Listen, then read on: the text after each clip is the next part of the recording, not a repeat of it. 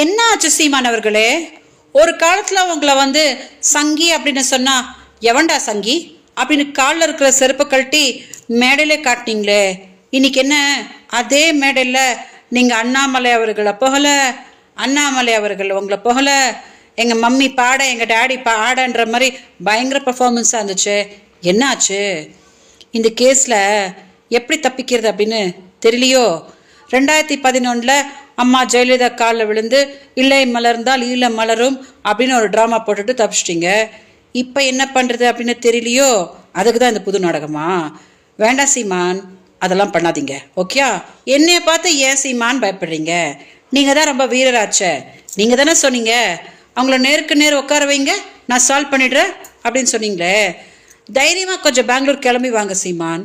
என்கிட்டேருந்து ஓடி ஓடி ஓடி ஓடி எத்தனை நாள் ஓட போகிறீங்க? யார் சீமான் உங்களை காப்பாற்ற போகிறாங்க?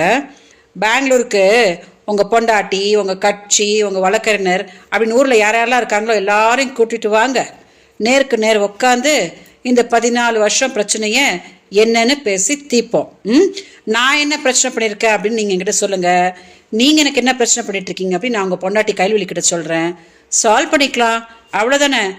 அதை விட்டுட்டு போய் பாரதிய ஜனதா காலில் விழுந்தேன், அஇஅதிமுக காலில் விழுந்தேன் அப்படின்னு கேவல பிடிச்ச வேலையை பண்ணிட்டு இருக்கீங்களே. இது உங்களுக்கு அசிங்கமா இல்லை?